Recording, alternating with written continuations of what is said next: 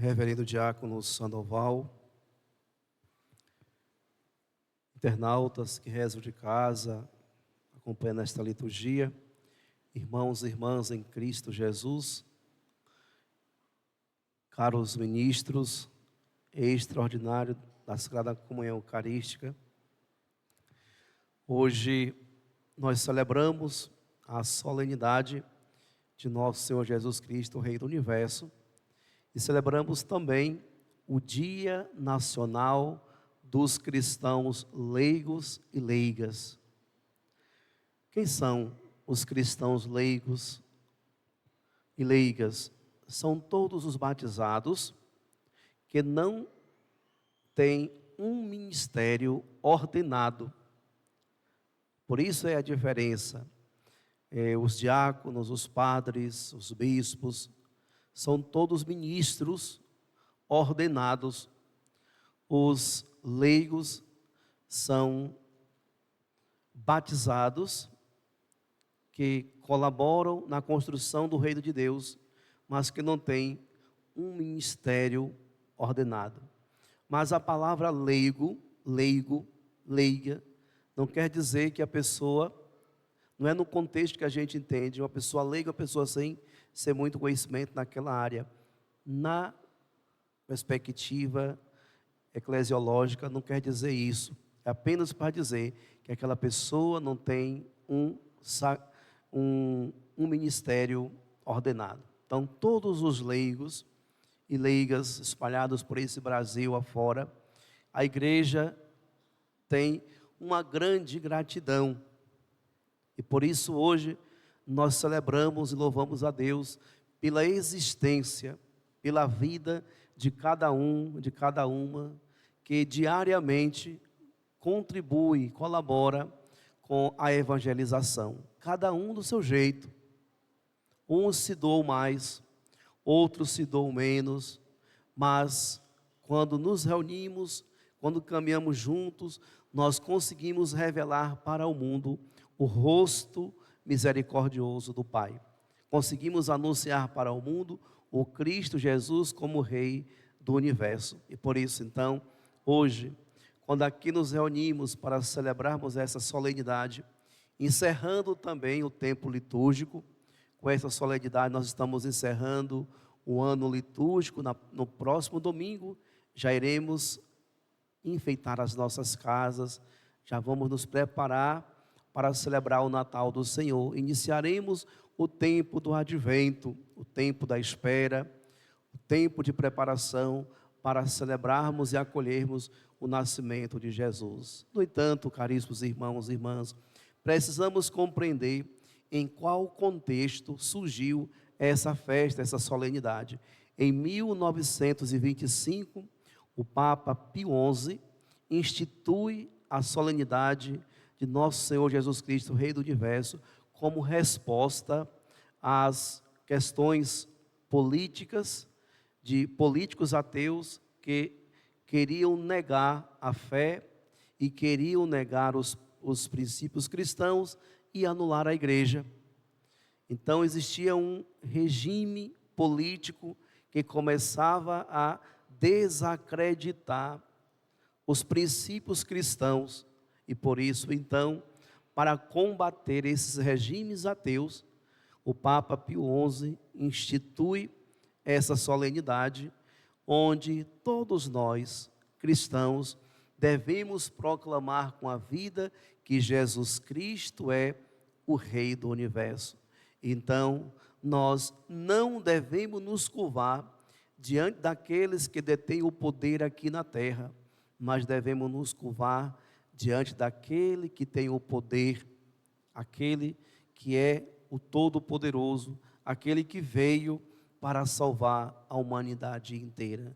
E aqui nós entra agora na liturgia, na palavra de Deus que para nós foi proclamada, e vejam como se deu lá no livro do Samuel, o momento em que o rei Davi foi eleito e ungido para se tornar o rei de Israel.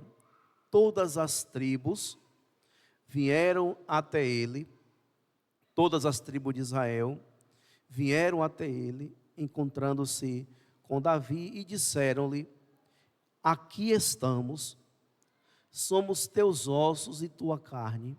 Ou seja, todas as tribos reconhecia em Davi o seu rei e se colocaram inteiramente a serviço do rei, quando eles disseram: somos teus ossos e tua carne. Ou seja, nós estamos aqui para servir, somos seus súditos, estamos aqui para dar a nossa vida por ti e pelo nosso rei, pelo nosso reino.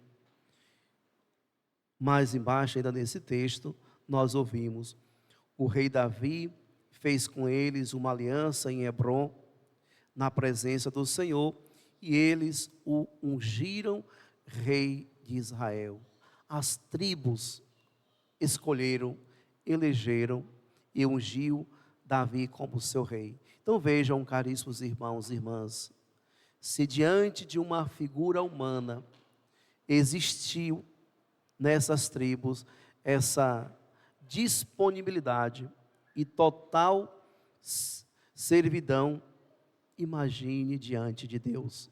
Então nós devemos pegar a experiência do povo de Israel, trazer para a nossa vida, olhar para o Senhor Jesus, e assim como as tribos de Israel disseram, nós também hoje devemos dizer para o Senhor: somos teus ossos e tua carne, somos seus súditos, somos seus servos, estamos aqui para servir a ti e ao seu reino. Então essa deve ser a atitude de cada cristão, a atitude de cada batizado: se colocar diante do Senhor para servir, servir ao seu reino. E nós servimos ao reino do Senhor, amados irmãos e irmãs, na comunhão com os irmãos, servimos ao reino do Senhor nas pessoas. Por isso, precisamos então pedir ao Senhor que nos conceda essa consciência, e nos conceda a fé, para que possamos então nos colocar inteiramente a serviço do reino de Deus. Permitam-me agora me dirigir aos nossos ministros, novos ministros que hoje estão sendo investidos para esse serviço.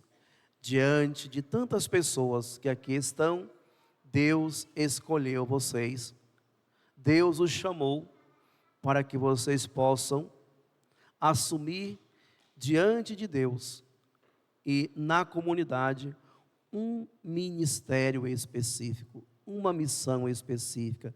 E qual é a missão do ministro extraordinário da Sagrada Comunhão Eucarística? Levar Jesus para as pessoas. Existe uma missão mais sublime do que essa? Levar Jesus para as pessoas.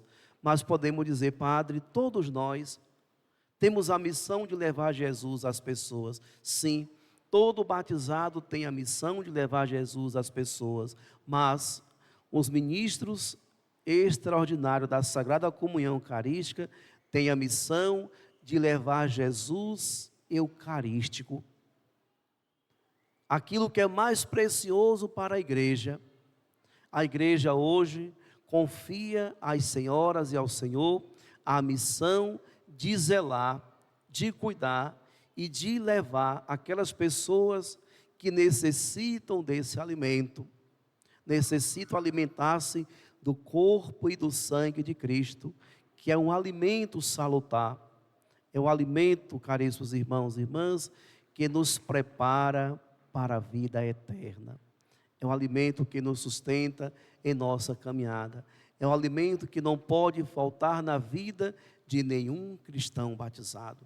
Por isso, vocês foram eleitos, escolhidos por Deus, para que a partir de hoje se tornem nesta comunidade, e por onde vocês forem, esses homens e mulheres que vão levar sempre Jesus eucarístico, para alimentar e sustentar a fé e o desejo de salvação de tantas pessoas. No entanto, nós sabemos, caríssimos irmãos e irmãs, que recai sobre nós, ministros da Sagrada Comunhão Eucarística, a missão também de testemunhar a nossa fé. Os ministros precisam entender que não só é aqueles que levam o sacramento, mas é aqueles que devem dar testemunho do sacramento. E nós, toda vez que viemos à missa, nós falamos o quê? Vamos para a comunhão. Vamos receber a comunhão. De fato, Jesus faz uma comunhão conosco e nós fazemos uma comunhão com Jesus e também realizamos uma comunhão com a comunidade. Por isso, os ministros na igreja é sinal de comunhão, é sinal de esperança, é sinal da presença de Deus na vida do povo, na vida da comunidade, na vida dos seus assistidos. Devemos sempre levar a esperança, devemos sempre levar a alegria, devemos sempre levar o conforto e, sobretudo, o consolo espiritual para as pessoas que necessitam sempre da graça de Deus. E por isso, nós precisamos a cada dia renovar a nossa fé e pedir ao Senhor que nos conceda sempre mais a graça da verdadeira conversão. Por fim, amados irmãos e irmãs, ainda ouvimos na liturgia de hoje o Evangelho de São Lucas, que relata o momento em que Jesus estava na cruz. Jesus estava pregado na cruz e as pessoas que por ali passavam, os chefes, zombavam de Jesus, dizendo: salva-te a si mesmo, a outros ele salvou. Se de fato é Cristo de Deus, o escolhido, salva-se a si mesmo. E as pessoas zombavam de Jesus, e Jesus mantinha-se em silêncio, olhava para aquela situação toda, em todo o seu sofrimento, mas continuava ali, sofrendo os insultos daqueles malfeitores que ali estavam. Mas com Jesus tinha duas outras pessoas que também estavam crucificadas, os dois ladrões. A Bíblia diz que eram dois ladrões.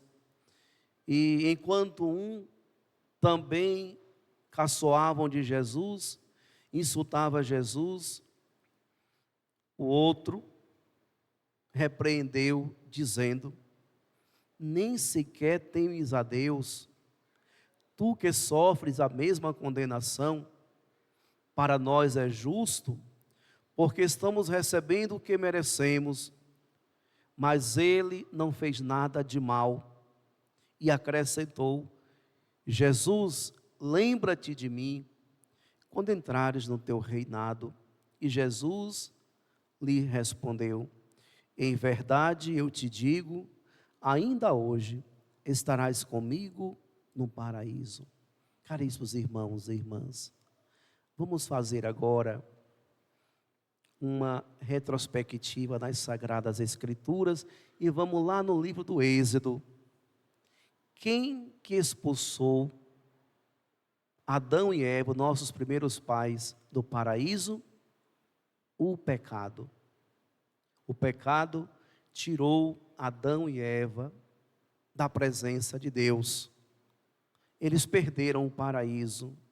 E hoje, no alto da cruz, quando aquele ladrão, diante do Senhor, suplica, faz uma súplica: Jesus, lembra-te de mim quando entrares no teu reinado.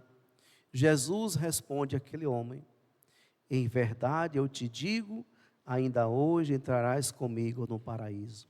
E aqui, amados irmãos e irmãs, o evangelista deixa muito claro para nós: o único que é capaz de nos dar de volta o paraíso que um dia perdemos, esse é Jesus, o Rei do Universo. Por isso a Ele nós devemos nos submeter, por isso a Ele nós devemos nos ajoelhar para adorar, porque só Jesus nos garante um dia entrar no paraíso. Só Jesus nos garante um dia contemplar o Pai face a face e permanecer com Ele para toda a eternidade. Então, amados irmãos e irmãs, a quem nós devemos servir? Nós devemos servir, como nos dizia na primeira leitura, as tribos de Israel, com os nossos ossos e a nossa carne, nós devemos servir tão somente a Deus, na pessoa do seu Filho Jesus Cristo, o Rei do Universo. A Ele sim, nós devemos servir. E aqui fica também um ensinamento muito importante. Jesus acolhe, Jesus perdoa, e Jesus coloca na presença do Pai todos aqueles que são humildes, todos aqueles que reconhecem as suas fraquezas, reconhecem os seus pecados e recorre a Ele. Enquanto o ladrão soberbo também estava a insultar Jesus, o outro ladrão o repreendia, reconhecia os seus erros e suplicava ao Senhor que o cuidasse dele. Amados irmãos e irmãs, que nós também hoje, ao celebrarmos esta solenidade do Cristo Rei do Universo, que possamos nos aproximar dele com humildade, reconhecendo os nossos pecados, que somos pecadores, todos nós temos os nossos pecados, mas sobretudo, reconhecendo que ele tem o poder de perdoar os nossos pecados e de nos colocar no paraíso, de nos conduzir para a vida eterna. Para que tudo isso se torne uma realidade, nós precisamos tão somente nos aproximar do Senhor com fé, reconhecê-lo como nosso Rei e nos colocar a serviço dele.